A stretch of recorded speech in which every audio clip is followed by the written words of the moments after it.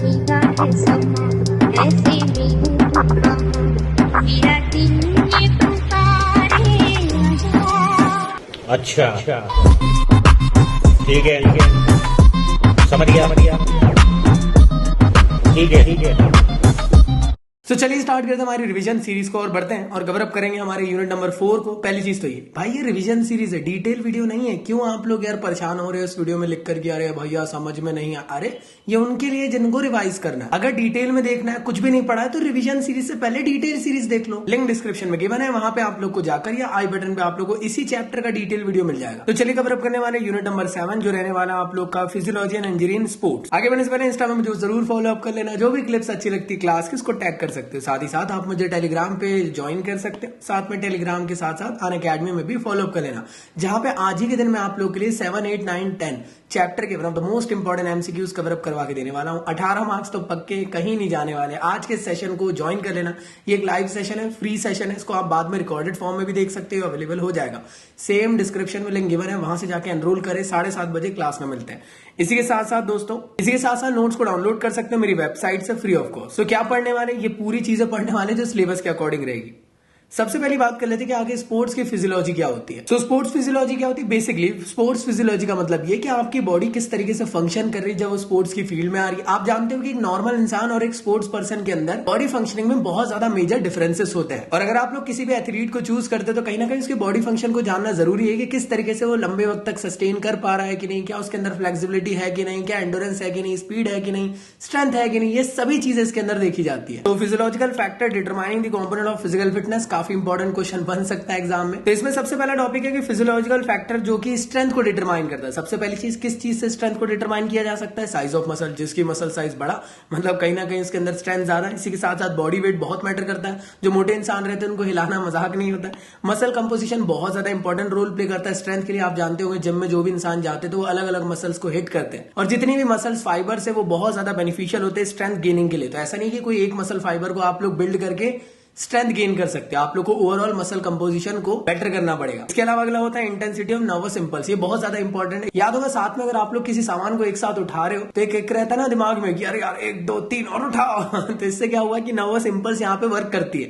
तो ये भी बहुत ज्यादा इंपॉर्टेंट रोल प्ले करता है। और ये कहा भी जाता है कि जितने केजी के आप हो उसके डबल वेट तो आप लोग एटलीस्ट उठा सकते हो। तो नेक्स्ट है physiological factor determining the speed. इसमें सबसे पहली चीज मसल कंपोजिशन बहुत ज्यादा इंपॉर्टेंट है। जो लेग्स की मसल है उसका तो बहुत ही ज्यादा इंपॉर्टेंट रोल प्ले करता है। क्यों? क्योंकि दौड़ रहे हो भाई, दौड़ते टाइम तो लेग्स की मसल ज्यादा वर्क करेगी ना। इसके साथ साथ आप लोग के पैरों के अंदर एक्सप्लोसिव स्ट्रेंथ होना बहुत ज्यादा जरूरी है, क्योंकि एक्सप्लोसिव स्ट्रेंथ ही आप लोग को कहीं ना कहीं स्पीड देने वाली है। और फास्ट ट्विच फाइबर यहाँ पे मेनली वर्क करती है। इसके बाद अगर मैं बात करूं स्पीड के लिए तो वो है फ्लेक्सिबिलिटी। बॉडी के अंदर फ्लेक्सिबिलिटी रहेगी तो डेफिनेटली आप लोग का रेंज ऑफ मोशन ज्यादा बनेगा और आप लोग स्पीड ज्यादा एक्वायर कर सकते हो। इसके अलावा है मोबिलिटी ऑफ नर्वस इंपल्स। दिमाग में अगर सोच ली बहुत तेज भागना तो आप भाग लेते हो, और अगर दिमाग में हिट हो गया कि यार अब नहीं भाग पाऊंगा दौड़ते दौड़ते, तो देखना आप लोग लिटरली नहीं भाग पाते हो। होता है कि नहीं? कितने लोग के साथ ऐसा कमेंट बॉक्स में बताओ होता है। अगला है physiological factor determining the endurance. सहनशीलता, लंबे वक्त तक टिके रहने की बात हो रही है। एरोबिक कैपेसिटी यहाँ पे बहुत ज्यादा इंपॉर्टेंट रोल प्ले करती है। लैक्टिक एसिड टॉलरेंस यहाँ पे बहुत ज्यादा इंपॉर्टेंट है। मुझे कमेंट बॉक्स में बताना लैक्टिक एसिड टॉलरेंस ज्यादा होना चाहिए, कम होना चाहिए एंड्योरेंस के लिए। एरोबिक कैपेसिटी का मतलब ये कि आप लोग का वीओटी मैक्स की वैल्यू, मतलब क्या सांस ले रहे हो छोड़ रहे हो, ये बहुत ज्यादा इंपॉर्टेंट है। क्योंकि दौड़ते टाइम आप लोग बहुत लंबे वक्त तक के दौड़ रहे हो तो सांस फूलने लग जाती है। हाँ है ना?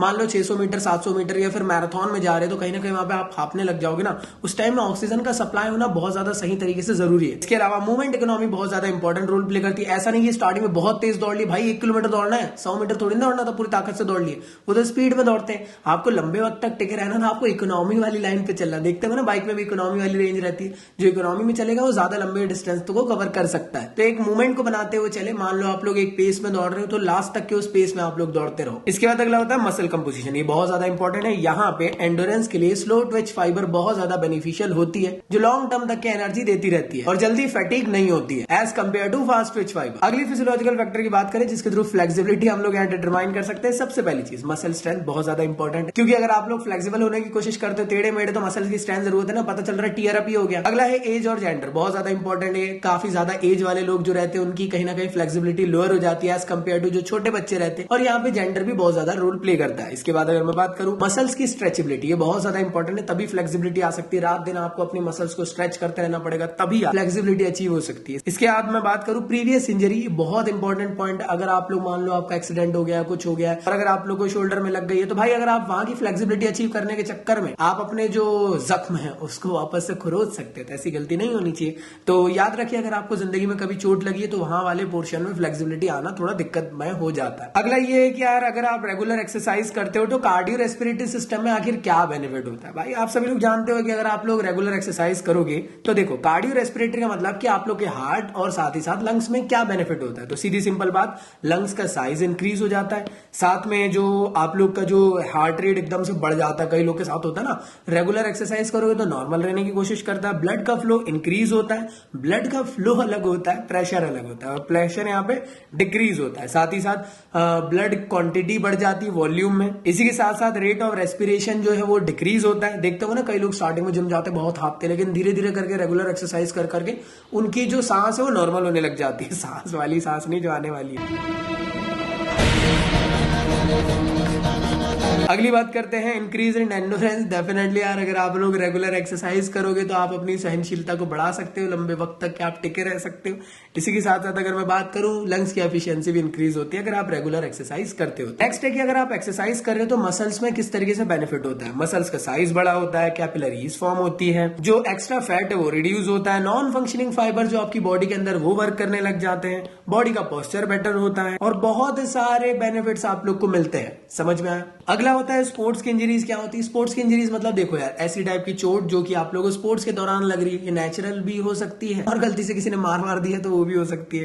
तो ये बहुत ज्यादा इंपॉर्टेंट है, इसको पढ़ते हैं। चलिए भाई, तो 3 टाइप के हम लोग इंजरी पढ़ेंगे, soft tissue injury, bone injury और जॉइंट इंजरी। सबसे पहले बात कर लेते हैं सॉफ्ट टिश्यू इंजरी, मतलब मसल्स में जो चोट लग जाती है वाली। सबसे पहला होता है कंफ्यूजन। मतलब क्या, ये देखेंगे 50 बार बच्चे लोग गिर जाते हैं चलते फिरते, तो ऐसा हल्का फुल्का चोट लग जाता है ना, दैट इज द कंफ्यूजन, जो कहलाता है डायरेक्ट हेड और विदाउट एनी इक्विपमेंट अगर आप लोग गिर पड़ जाते तो उस टाइम पे खरोच जो लग जाती है वो आप लोग का कंफ्यूजन है। अगला है आप लोग का स्ट्रेन। मतलब क्या, मान लो कि यार आप लोग बैटिंग कर रहे हो, सही तरीके से बैट नहीं पकड़े और बैट बहुत तेज घुमा दिए, देखते होंगे आप लोग का यहाँ पे बहुत तेज जोर लग जाता है। होता क्या है यहाँ पे एक्चुअल में, ये वाला जो पोर्शन है ट्विस्ट या पुल अप हो जाने की वजह से ऐसा होता है। इसके बाद अगर मैं बात करूं स्प्रेन की, तो स्प्रेन कब हो सकता है? मान लो यार आप लोग दौड़ रहे हो, है ना, रन लेते रहते और आप लोग का पैर थोड़ा सा मुड़ जाए, तो यहाँ पे जो आप लोग के लिगामेंट्स है अगर वो स्ट्रेच अप हो जाए या टीयर अप हो जाए, तब स्प्रेन आपका होता है। इसके बाद अगर मैं बात करूं एब्रेशन, ये तभी होता है जब पापा की परी के पीछे आप अपनी बाइक को बहुत तेज घुमा रहे हो और व्हीली मारे और आप लोग रेत के चक्कर में फिसल गए, आप लोग को बहुत भयानक वाली चोट लगती है, जिसमें कि हो सकता है आपकी हड्डी तक अंदर की दिखने लग जाए। कंफ्यूजन के बड़े पापा है एब्रेशन, तो इसमें मेजर इंजरी आप लोग को होती है। अगला होता है लेसरेशन। लेसरेशन एक काफी इंपॉर्टेंट है, मान लो यार गलती से दौड़ते भागते टाइम गिर पड़ गए। नेक्स्ट है लेसरेशन। लेसरेशन में क्या होता है ना, टीयर अप हो जाना मसल्स का, वो कहलाता है लेसरेशन। जैसे कि मान लो क्रिकेट खेलते टाइम गलती से बैट्समैन इतना भयानक तेजी से कूदा कि बैट्समैन जो है बॉलर के पैर के पास ही गिर गया और उसका हेलमेट उसके पैर पे लग गया, तो हो सकता है ना कटवट जाए। तो यहाँ पे याद रखिएगा कनेक्टिव टिश्यूज जो रहते हैं वो सेपरेट हो जाते हैं। अगला होता है इंसिजन। ये बच्चा बाबू के लिए बहुत ज्यादा किया जाता है कि यार मैं तुम्हारे बिना जी नहीं सकता, और इसे हाथ काट लेते हैं।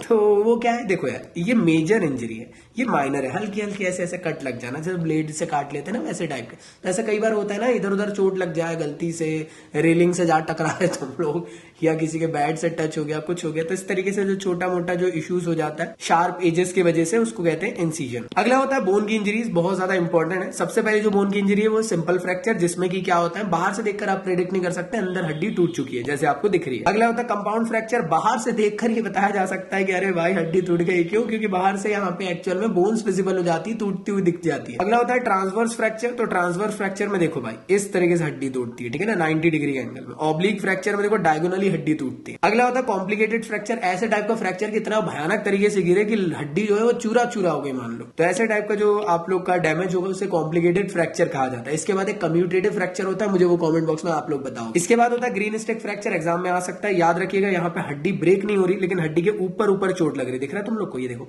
मान लो मेरा हाथ पूरा हड्डी है, क्लियर दोस्त? अब इसमें अच्छे से ऑब्जर्व करना कि ऊपर ऊपर में चोट लग गई, दैट इज दी आप लोग का ग्रीन स्टिक फ्रैक्चर। क्लियर दोस्तों। अब यहाँ पे चोट कौन से वाले पोर्शन में लगती है, जो हड्डी का बाहर वाला सॉफ्ट बोन रहता है वहां पे। इसके बाद अगला होता है इंपैक्ट फ्रैक्चर। इंपैक्ट फ्रैक्चर में क्या होता है, मान लो हड्डी टूटी और एक के ऊपर एक इस तरीके से ग्रिप्ड हो गई, जैसे आप लोग पेन का ढक्कन लगाते हो ना, वैसे एक के ऊपर एक यहाँ पे प्रेशर से हड्डी एक के ऊपर एक चढ़ गई, वो कहलाता है इंपैक्ट फ्रैक्चर। इसके बाद अगला होता है जॉइंट इंजरी। जॉइंट इंजरी में क्या होता है कि यार एक्चुअल में जो भी जॉइंट्स अगर वो अपनी जगह से इधर उधर हो जाए, डिसलोकेट हो जाए, तब जॉइंट की इंजरीज होती है। जॉइंट की इंजरी डिफरेंट जगह पे हो सकती है, जैसे आप लोग की ठुड्डी में हो गई, मान लो बास्केटबॉल खेलते टाइम गलती से बॉल लग गई, मान लो शोल्डर खिंच गया आप लोग का, मान लो हिप में है ना कुछ दिक्कतें आ गई, या फिर आप लोग के रिस्ट वगैरह मुड़ मड़ने की वजह से या फिर खींचने की वजह से जॉइंट की इंजरीज हो सकती है, जो आप लोग को ज्यादातर बॉक्सिंग, रेसलिंग, इन सब के अंदर आप लोग को दिख सकती है। तो आई होप यहां तक आप लोग को सभी चीजें क्लियर है और सभी चीजें अच्छे से समझ में आ चुकी होंगी, और मेरे ख्याल से आप लोग को ये रिवीजन वीडियो काफी ज्यादा बेनिफिशियल लग रहा है। अगर आपको ऐसा लगता है कि बहुत जल्दी मैंने चीजों को कवर अप करवा दिया, तो आप लोग से रिक्वेस्ट है, आप डिटेल वीडियो देख सकते हो, लिंक डिस्क्रिप्शन में और साथ ही साथ आई बटन पे आप लोग को दिख रही होगी। इसी के साथ साथ अगर मैं बात करूं तो आप लोग मुझे फॉलो अप कर सकते हो अनअकैडमी में, जहां पे मैं आज ही के दिन 7:30 बजे एक तगड़ी क्लास लेने वाला हूं। अनअकैडमी में जरूर फॉलो अप कर लेना। साथ ही साथ मैथ्स, बायोलॉजी वाले और कॉमर्स के जितने भी एग्जामिनेशन अभी बचे हुए, उन सभी लोगों के लिए मैंने ऑल इंडिया मॉक टेस्ट लेकर आया हूं, जहां पे तुम लोग उस मॉक टेस्ट को परफॉर्म करके लिटरली अपनी तगड़ी प्रिपरेशन कर सकते हो। इंडिया के टॉप एजुकेटर्स ने उसको डिजाइन करे, फ्री ऑफ कॉस्ट वो मॉक टेस्ट है आप लोगों के लिए। एग्जाम के गैप्स के बीच में आप लोगों के लिए वो टेस्ट हो रहे हैं, तो डेफिनेटली उसको दें, जिसके थ्रू आपको पता चलेगा किस लेवल की प्रिपरेशन हो रही है। और अगर आप लोगों ने अच्छा प्रिपेयर किया और आप लोग के सही आंसर्स होते, तो 90% तक की स्कॉलरशिप फ्री में मिल जाएगी भाई, और क्या ही चाहिए भाई। तो लिंक डिस्क्रिप्शन में गिवन है, ज्वाइन करें। और इन्विटेशन कोड मांगता है तो मेरा नाम ZKI ज़की डाले। डोंट वरी, किसी भी टाइप का कोई पेड कंटेंट नहीं है, जब भैया बोल रहे हैं तो भरोसा रखो। क्लियर है भाई। तो अगर आप कॉमर्स से हो तो कॉमर्स के ये सारे सब्जेक्ट्स आप लोग को मिल रहे होंगे, और अगर आप लोग मैथ्स या बायोलॉजी वाले हो तो आप लोग को इन गैप्स के बीच में आप लोग का ये टेस्ट हो रहा होगा। तो जरूर परफॉर्म करें और मुझे बताएं कमेंट बॉक्स में कि आप लोग के कितने नंबर आए। चलिए भाई, तो टेलीग्राम के चैनल को जरूर ज्वाइन कर लेना। इसी के साथ साथ हम लोग मिलते हैं नेक्स्ट वीडियो में, बहुत ही धमाकेदार वीडियो नेक्स्ट वाला लेकर आने वाला हूं। सो जब तक के लिए गुड बाय। अच्छा, ठीक है, समझ गया, ठीक है।